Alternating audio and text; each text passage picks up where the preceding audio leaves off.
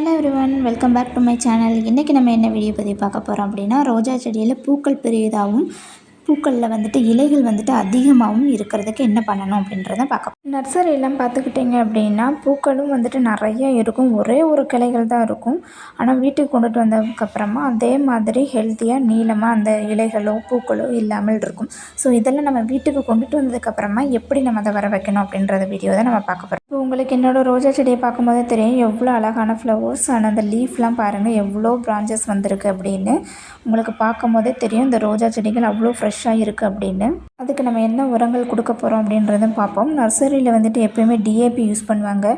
DAP அதிகமாக பயன்படுத்தி தான் அந்த பூக்களும் அந்த செடிகளும் ஃப்ரெஷ்ஷாக இருக்கிற மாதிரி நம்மளுக்கு சேல்ஸ் பண்ணுறதுக்கு கொடுப்பாங்க. நர்சரியிலலாம் பார்த்தீங்கன்னா ஃபுல்லுமே கெமிக்கல் தான் இருக்கும். ஆனால் நம்ம கெமிக்கல் யூஸ் பண்ணாமல் ஆர்கானிக்காக என்ன கொடுக்கலாம் அப்படின்றதான் பார்க்க போகிறோம். கண்டிப்பாக வீடியோ ஸ்கிப் பண்ணாமல் பாருங்கள். அப்போ தான் உங்களுக்கு இந்த உரங்கள் எப்படி தயாரிக்கிறதுன்றது தெரிய வரும். அப்போ தான் உங்களோட செடியும் இந்த மாதிரி ஹெல்த்தியான பூக்களோட ஃப்ரெஷ்ஷாக இருக்கும் எப்பயுமே. என்னோட சேனலை இப்போ தான் ஃபஸ்ட் டைம் பார்க்குறீங்க அப்படின்னா சப்ஸ்கிரைப் பண்ணிக்கோங்க. பக்கத்தில் உள்ள பெல் பட்டனை ஆன் பண்ணி வச்சுக்கோங்க. அப்போ தான் நம்ம டெய்லியும் போடுற வீடியோஸ் உங்களோட மொபைலுக்கு நோட்டிஃபிகேஷனாக வருங்க. டெய்லியும் தொடர்ந்து பார்த்துக்கிட்டே இருந்தீங்கன்னா தான் உங்களுக்கு இந்த மாதிரியான டிப்ஸ் எல்லாம் என்னோட யூடியூப் சேனலுக்கு நான் கொடுத்துட்டு வரேன். உங்களுக்கும் ரொம்ப யூஸ்ஃபுல்லானதாக இருக்கும் அப்படின்னு நினைக்கிறேன். அதே மாதிரி நம்ம தரையில் எப்படி நம்ம ரோஜா செடிகளை வச்சு வளர்க்குறோமோ அதே மாதிரி நம்ம தொட்டிலையும் எப்படி வச்சு அழகாக இந்த மாதிரி வளர்க்கலாம் அப்படின்றதையும் சொல்லித்தர போகிறேன். ரோஜா செடியை பொறுத்த வரைக்கும் பார்த்துக்கிட்டிங்க அப்படின்னா நம்ம மண் தொட்டி யூஸ் பண்ணுறது ரொம்ப பெஸ்ட்டாக இருக்கும். நீங்கள் இந்த மாதிரி ஒரு சில்வர் பாத்திரமோ அல்லது பிளாஸ்டிக் தொட்டிலே நம்ம வைக்கும் போது அந்த வேர்கள் வெயிலுக்கு ரொம்ப ஹீட் ஆகுறதுனால வேர்கள் வளர்ச்சி ரொம்பவே குறையும். ஏன்னா ரோஜா செடி ரொம்ப சென்சிட்டிவான பிளான்ட்டு. வெயில் காலத்துலலாம் பார்த்துக்கிட்டிங்க அப்படின்னா என்ன தான் நம்ம செட் போட்டிருந்தாலுமே அது ஹீட்டுக்கு ரொம்பவே அதை ஹீட் ஆக்கக்கூடியது. மற்ற செடிகள்லாம் நம்ம நார்மலாக எல்லா தொட்டிலையுமே வளர்த்துக்கலாம். ஆனால் ரோஸை பொறுத்த வரைக்கும் நம்ம பிளாஸ்டிக் தொட்டியை அவாய்ட் பண்ணிவிட்டு மண் தொட்டியை வளர்க்குறது ரொம்ப பெஸ்ட்டாக இருக்குங்க. இதுக்கு நம்ம என்ன பயன்படுத்த போகிறோம்னு பார்த்துக்கிட்டிங்கன்னா நம்ம வீட்டில் இருக்க ஹெல்த்தியான இந்த கற்றாழையை வைத்து தான் நம்ம உரம் தயாரிக்க போகிறோம். ஸோ இது உங்கள் வீட்டில் இல்லைனாலும் அக்கம் பக்கத்தில் கண்டிப்பாக இருக்கும். அதை வாங்கி வச்சுக்கோங்க. நம்ம செடிக்கு தேவையான இந்த சோத்து கலத்தாலே கொஞ்சம் போல் நீங்கள் 2 கட்டிங்ஸை எடுத்துக்கோங்க. 15 நாளுக்கு ஒரு முறை நீங்கள் இதை வச்சு உரம் தயாரித்து நம்ம செடிகளுக்கு பயன்படுத்தும் போது க்ரீனிஷாக செடி நல்லா அழகாக க்ரோத் ஆகி வளரும்.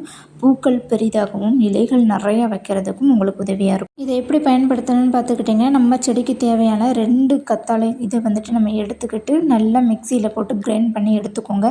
நல்லா ஜூஸ் ஆட்டு நல்லா அரைச்சி எடுத்துக்கோங்க. அரைச்சதுக்கப்புறமா எக்ஸ்ட்ரா இப்போ நம்ம தண்ணி ஆட் பண்ணி டைலூட் பண்ணி தான் நீங்கள் செடிகளுக்கு பயன்படுத்தணும். இதை நீங்கள் பயன்படுத்திட்டு வரும்போது உங்களோட ரோஜா செடிகளில் இருக்க ஒவ்வொரு பூக்களுமே இவ்வளோ அழகாக சூப்பராக க்ரோத் ஆகி வரும். இங்கே வேருக்கு பக்கத்தில் சுற்றி போட்டுக்கிட்டால் கூட போதும். ஸோ அந்த டைமில் மழை பெஞ்சிருந்தது அப்படின்னா பயன்படுத்தாதீங்க. ஏன்னா ஆல்ரெடி ஈரப்பதம் அதிகமாகவே இருக்கும். ஈரப்பதம் அதிகமாக இருந்ததுன்னா நீங்கள் லிக்விட் ஃபெர்டிலைசர் கொடுக்கும்போது அது உங்களுக்கு டக்குன்னு அந்த செடிக்கு அப்சர்வ் ஆகாமல் கீழே இறங்கி போயிடும். ஸோ மண் கொஞ்சமாவது ட்ரையாக இருக்க மாதிரி பார்த்துக்கோங்க. அப்படி நீங்கள் ஊற்றும் போது வேர்களுக்கு டைரெக்டாகவே அது அப்சர்வ் ஆகி போகும். இந்த உரம் மட்டும் நீங்கள் கொடுத்துட்டு வந்தீங்கன்னா போதும். உங்களோட செடி அவ்வளோ ஹெல்த்தியாக சூப்பராக வளரும். வெயில் காலத்துக்குலாம் நீங்கள் இதை பயன்படுத்தும் போது அவ்வளோ பெனிஃபிட்டாக இருக்கும். 15 நாளைக்கு ஒரு முறை கட்டாயமாக கொடுத்துட்டு வாங்க. பூக்கள் எப்படி பூக்குதுன்னு பாருங்கள். மொட்டுகளும் அடுத்தடுத்து வச்சுக்கிட்டு தான் இருக்குது. ஒரு இதுலேயே எத்தனை பூக்கள் நிற்கிறாங்கன்னு உங்களுக்கே தெரியும். ஆல்ரெடி அதில் 2 பூ பறிச்சாச்சு. ஸோ இது மொத்தமாக உங்களை சேர்த்து வந்தால் ஒரு பொக்கே போல் இருக்கும். நீங்கள் பார்க்கும் போது எவ்வளோ அழகாக இருக்குது அப்படின்றதையும் பாருங்கள். உங்களுக்கே அது ஒரு ஆச்சரியமாக இருக்கும். நீங்கள் பயன்படுத்தி மட்டும் பாருங்கள். அதோட ரிசல்ட் உங்களுக்கே தெரியும். ரோஜா செடியில் இருக்கிற இலைகள் அத்தனையுமே அவ்வளோ பச்சையாக ஃப்ரெஷ்ஷாக இருக்குங்க. உங்களுக்கு இலைகளும் அந்த செடிகளும் பார்க்கும்போது அவ்வளோ அழகாக இருக்கும். பூக்காமல் இருந்தாலும் அந்த டைமில் நீங்கள் கொடுத்து பயன்படுத்தி பாருங்கள். உங்களுக்கு பூக்கள் அவ்வளோ இதாக வரும். அந்த ரேரான வெரைட்டி ரோஸ் எதுவாக இருந்தாலும் நீங்கள் பயன்படுத்தலாம் தாராளமாக. என்ன ரோஜா செடியாக இருந்தாலும் நீங்கள் பயன்படுத்தலாம். மல்லிகைப்பூ செடிகளுக்குமே கூட நீங்கள் தாராளமாக பயன்படுத்தலாம். அது மட்டும் இல்லாமல் அடுத்தடுத்து நம்ம என்னென்ன உரங்கள் ரோஜா செடிகளுக்கு பயன்படுத்துகிறோம், இயற்கையான முறையில் என்ன உரங்கள் நம்ம பயன்படுத்தலாம் அப்படின்றத நம்ம யூடியூப் சேனலே நம்ம பார்க்கலாங்க. இந்த வீடியோ பதிவை மிஸ் பண்ணிடாதீங்க. கண்டிப்பாக நீங்கள் ட்ரை பண்ணி பாருங்கள். உங்களுக்கு கூடையாக பூக்கள் அறுவடை செய்யலாம்.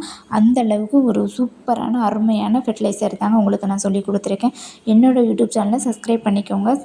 பக்கத்தில் உள்ள பெல் பட்டனை ஆன் பண்ணி வச்சுக்கோங்க. உங்களோட ஃப்ரெண்ட்ஸ் அண்ட் ஃபேமிலிக்கும் ஷேர் பண்ணுங்கள். பிடிச்சிருந்தால் லைக் பண்ணுங்கள், கமெண்ட் பண்ணுங்கள். கண்டிப்பாக நான் உங்களுக்கு ரிப்ளை பண்ணுவேன். Happy gardening. நெக்ஸ்ட் வீடியோவில் பார்க்கலாம்.